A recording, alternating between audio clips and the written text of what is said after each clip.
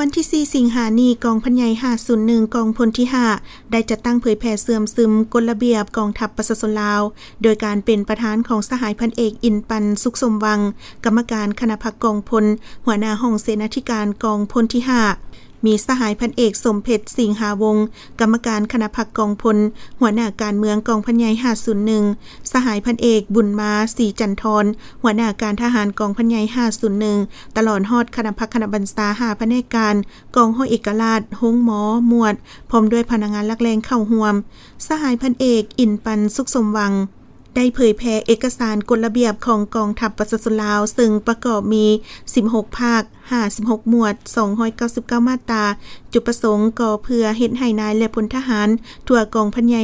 501ได้รับรู้เข้าใจ